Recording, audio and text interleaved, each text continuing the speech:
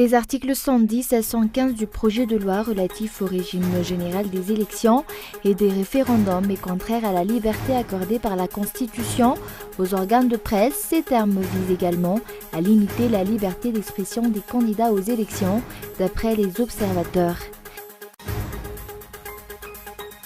La limite imposée par le gouvernement dans le projet de loi relatif aux prochaines élections portant sur l'expression des candidats aux élections sur les médias audiovisuels privés durant la période de propagande reste sujet à polémique.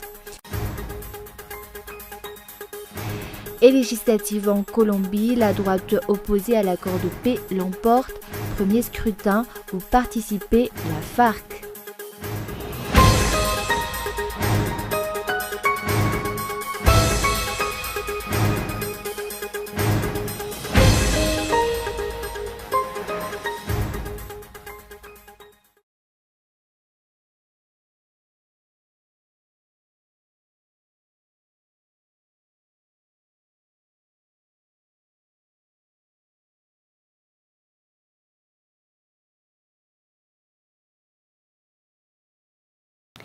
Bonsoir à tous et bienvenue dans ce journal. À la une de l'actualité, les articles 110 à 115 du projet de loi relatif au régime général des élections et des référendums est contraire à la liberté accordée par la Constitution aux organes de presse. Ces termes visent également à limiter la liberté d'expression des candidats aux élections d'après les observateurs. Plus de détails dans ce reportage de Indra Arson. Les articles 110 à 115 du projet de loi relatif au régime général des élections et des référendums limitent les possibilités des candidats aux élections de se servir des médias audiovisuels privés. L'article 110 dispose qu'à compter de la publication de la liste officielle des candidats, des listes de candidats ou des options, jusqu'à l'ouverture de la campagne électorale officielle, tous les services de radiodiffusion et de télévision, aussi bien publics que privés, veillent à ce que les candidats, les listes de candidats ou les options et leur soutien bénéficient d'une présentation et d'un accès équitable à l'antenne dans des conditions de programmation comparables, et que l'Autorité nationale de régulation de la communication médiatisée garantit le droit d'accès à tous les services de radiodiffusion et de télédiffusion publics et privés pour tous les candidats, listes de candidats ou options et leur soutien, dans le respect du principe du caractère pluraliste de l'expression des courants de pensée et de l'opinion politique.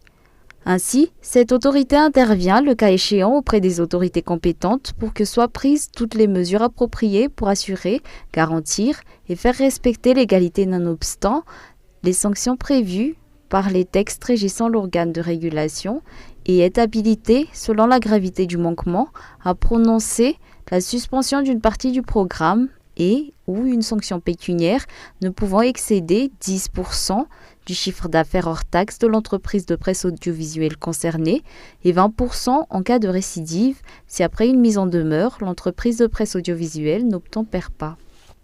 Ces termes, qui ont été tirés du Code électoral français, reflètent une manière de limiter la liberté d'expression des chaînes audiovisuelles privées, et pourtant, ces 4 dernières années, le régime s'est déjà approprié la chaîne audiovisuelle nationale, empêchant à quiconque ayant des opinions divergentes du sien de s'y exprimer. L'application des termes de ces articles ne ferait que favoriser les candidats qui se présentera au nom du parti du régime actuel, puisque ces dernières années, ce parti s'est permis de prendre une longueur d'avance. Dans l'article 113 de ce texte, il est inscrit que le décompte des temps de parole et des temps d'antenne est transmis par les services de radiodiffusion et de télévision publique et privée à l'Autorité nationale de régulation de la communication médiatisée, un article qui limite les revenus des chaînes audiovisuelles privées et qui, en tant qu'entreprise privée, engendrerait pour eux une sérieuse perte. Il en est de même pour l'article 115 qui interdit l'utilisation à des fins de propagande électorale tout procédé de publicité commerciale. L'article 10 de la Constitution dispose pourtant que les libertés d'opinion et d'expression, de communication, de presse, d'association, de réunion, de circulation, de conscience et de religion sont garanties à tous et ne peuvent être limitées que par le respect des libertés et des droits d'autrui et par l'impératif de sauvegarde de l'ordre public, de la dignité nationale et de la sécurité de l'État, ce qui signifie que les médias audiovisuels privés sont libres de leurs mouvements durant la période de propagande. Une suppression de cette liberté est donc une atteinte à la liberté d'expression et à la démocratie. la chaîne audiovisuelle nationale qui est aujourd'hui devenue une propriété privée des dirigeants, et les chaînes audiovisuelles privées ne doivent pas être confondues.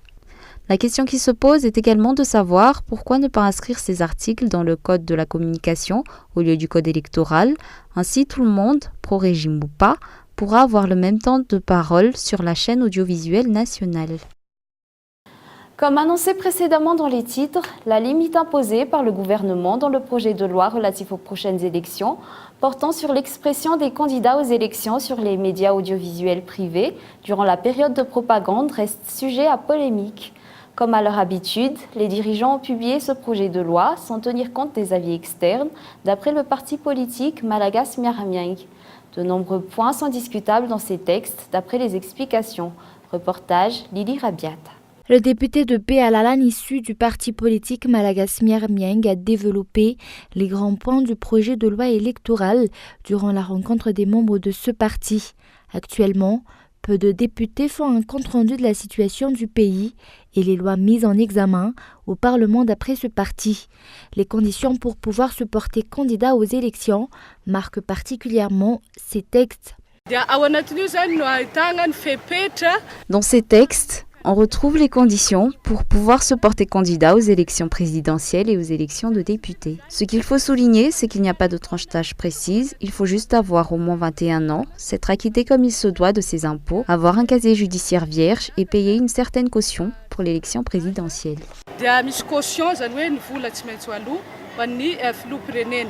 Mis à part ces conditions, la limite imposée par le gouvernement concernant l'expression des candidats sur les médias audiovisuels privés est également sujet à polémique. Pour le parti Malagas Miaramieng, un débat est nécessaire avant de publier ces projets de loi et de les envoyer au Parlement pour adoption.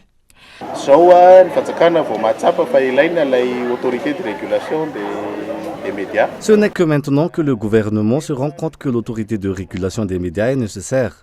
Et pourtant, durant ces 4 ans au pouvoir, ce régime a régné en maître sur les médias audiovisuels nationaux. En tant que responsable d'une chaîne audiovisuelle, nous ne refusons pas cette autorité de régulation. Toutefois, il aurait fallu mettre en place cette autorité de régulation à travers des objectifs, des débats, des explications avant de soumettre une loi sur ce sujet. Pour nous, ce n'est pas une façon de faire. Cela ne fait que créer de nouveaux problèmes. Et c'est cette façon de procéder que nous avons à maintes reprises reproché au régime actuel. Demain et après-demain, les membres de la Chambre basse vont se pencher sur les projets de loi relatifs aux prochaines élections, le 15 et 16 mars prochain. Ces textes seront examinés en travaux de commission. En outre, la cérémonie de présentation de vœux des membres du Malagas Miaramieng à Majanga a eu lieu samedi dernier. À cette même date, l'association Tanoura Malagas Miaramieng a également soufflé sa première bougie.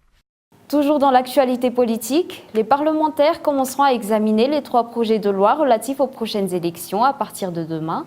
Un examen qui durera à peine 3 jours, alors que ces textes contiennent en tout plus de 300 articles. Demain, les membres de la Chambre basse examineront ce texte en compagnie du Premier ministre et de la ministre de la Justice. Et après-demain, ce sera au tour de la société civile et du Comité national d'observation des élections de participer à cet examen avec les députés. Ces textes seront ensuite amenés en séance plénière pour adoption le 20 mars prochain. Sur un tout autre sujet, Robert Yamate, l'ambassadeur des États-Unis à Madagascar, a été convoqué au ministère des Affaires étrangères ce matin suite à sa déclaration concernant l'affaire des vaches d'Andjammanilach la semaine dernière. Le ministre des Affaires étrangères a considéré ses propos comme une ingérence dans les affaires internes de l'État malgache. Plus de détails dans ce reportage de Michela Ranardzon. Un appel lancé à la préfecture de Vaknakarach et au tribunal d'Antsirabe pour prendre des mesures concernant les vaches de l'entreprise Tico à Andjammanilach a été remarqué sur le compte Facebook de l'ambassadeur des États-Unis à Madagascar vers la fin de la semaine dernière. Résultat, Robert Yamate, l'ambassadeur des États-Unis, a été convoqué au ministère des Affaires étrangères ce matin. Nous avons notre propre souveraineté. Il ne serait pas correct qu'un représentant, un ambassadeur d'un autre État, juge la justice malgache. Dans de telles situations, s'il y a besoin de communiquer, c'est au ministère des Affaires étrangères que l'ambassade devrait s'adresser. Ce ministre a qualifié ses propos d'ingérence diplomatique. L'ambassadeur des États-Unis s'est expliqué à ce sujet, déclarant qu'il ne s'agissait en aucune façon de questions politiques, mais juste du bien-être de ces animaux. Question de situation avec les vaches, de handicapés. C'est une bonne discussion et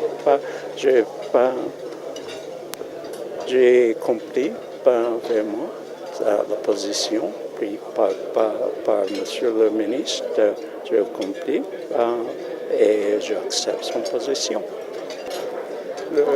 L'intervention, ce n'est pas une intervention pour moi, c'était pour l'intérêt des animaux. C'est vraiment nécessaire de protéger les animaux.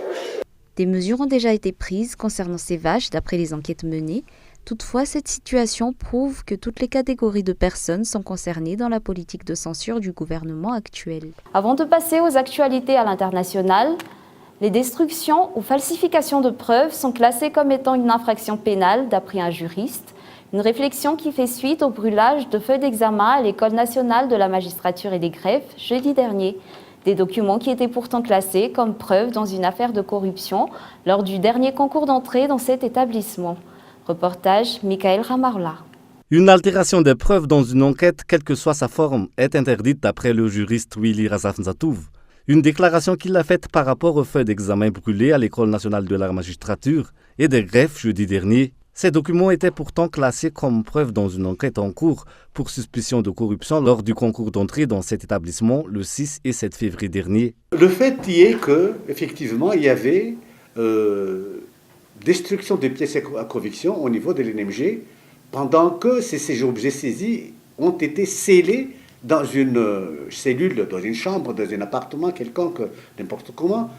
Il est interdit réglementairement, d'après la loi, de détruire toute pièce à conviction, que ce soit scellé ou pas scellé. Surtout, quand ces pièces sont scellées, les scellés veut dire comme quoi il est interdit à d'autres personnes que ceux qui ont pu faire cette saisie d'y accéder par après pour récupérer ces biens, pour continuer leurs enquêtes. Et qu'à partir du moment donc, que le scellé a été levé par d'autres personnes, à part ceux qui ont posé le scellé, c'est déjà une infraction par ceux qui ont enlevé ces scellés. Surtout que ces pièces à conviction qui ont été enfermées ont été par la suite détruites par le feu, incendiées d'une façon volontaire, parce que la volonté, ça fait partie des éléments constitutifs de l'infraction, donc c'est une infraction constituée d'une façon n'importe comment, mais quitte à savoir maintenant qui ont effectué cet incendie, qui ont détruit ces pièces à conviction. C'est là où le problème qui se pose, parce que moi, je ne suis pas un enquêteur, je suis pas allé là-bas, je ne connais pas comment ça s'est passé, mais au point de vue juridique, donc, il y a déjà des infractions qui devaient être poursuivies, constatées et puis punies s'il le faut. Jusqu'à ce jour, les responsables au niveau du Bureau indépendant anticorruption ne se sont toujours pas exprimés sur cette affaire de corruption. Toutefois, les enquêtes se poursuivent pour tenter d'apporter une preuve à la possibilité de corruption durant cet examen. Malgré l'incident de la semaine dernière, ce bureau a organisé une réunion aujourd'hui pour discuter de cette destruction de preuves d'après un responsable. Passons maintenant aux actualités à l'international. Mayotte, toujours sous tension, ce département français de l'océan Indien est secoué depuis 3 semaines par un mouvement de contestation contre l'insécurité, mais aussi contre l'immigration clandestine en provenance des Comores. Reportage France 24. Visite pour calmer les esprits. La ministre des Outre-mer est arrivée ce matin à Mayotte, mais très vite elle est prise à partie par des habitants excédés. Nous ne voulons pas des discussions de simple courtoisie qui sont somme toute stériles, qui nous amènent à rien. Nous voulons des réelles négociations. Annick Girardin défend alors sa légitimité et assure apporter aujourd'hui des solutions. Je viens ici pour vous parler sécurité et immigration avec un certain nombre de propositions. C'est bien parce que Gérard Collomb, ministre de l'Intérieur, c'est bien parce que le cabinet du Premier ministre, c'est bien parce que le cabinet de l'Élysée, on sont d'accord. Et pourquoi vous croyez que je suis restée à Paris pour négocier avec eux toutes ces possibilités de débat? Ce lundi est crucial. C'est la rentrée scolaire et son bon déroulement est un enjeu majeur. Mais difficile d'accéder aux écoles. Partout, il y a des barrages. Mayotte, 101e département français, est secoué par une grève générale depuis maintenant 3 semaines. Les manifestants durcissent au fil des jours leur mobilisation, sous l'œil des gardes mobiles qui s'efforcent de rétablir la situation. C'est un mouvement de contestation contre l'insécurité. L'île affiche des taux de cambriolage largement plus élevés qu'en métropole et même en Outre-mer. On nous arrête, on nous prend tout l'argent qu'on a dans nos voitures, on nous caillasse. Nous, on est là, on demande au gouvernement qu'il réagisse parce que ça fait déjà un bon moment. On ne peut pas sortir chez nous tranquille. L'immigration clandestine est l'un des autres motifs de la contestation. Les Comores ne sont qu'à 70 km de Mayotte et l'île se dit asphyxiée par un afflux massif de migrants. Face à la détermination des manifestants, le gouvernement a jusqu'ici alterné les appels au dialogue et à la fermeté.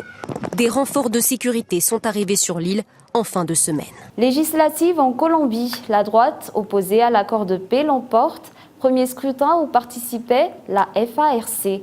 Reportage de France 24. Premières estimations qui confirment les tendances. Avec cette victoire, le parti du Centre démocratique, emmené par l'ancien président colombien Álvaro Uribe, devrait rafler la majorité des sièges au Parlement. Nous ne voulons pas que notre pays tombe dans la tentation de l'autoritarisme politique qui a ruiné le Venezuela, qui est devenu l'État socialiste le plus grossier, dont les réalités actuelles engendrent un avenir incertain. Farouchement opposée à l'accord de paix signé avec les FARC en 2016, la droite peut désormais peser dans le vote des lois de cet accord et notamment bloquer la réforme agraire ou encore la très controversée justice spéciale pour la paix. Une mesure qui pourrait permettre aux ex-rebelles de bénéficier de peines alternatives à la prison.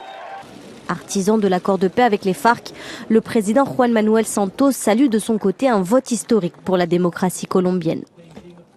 Ces élections sont très spéciales.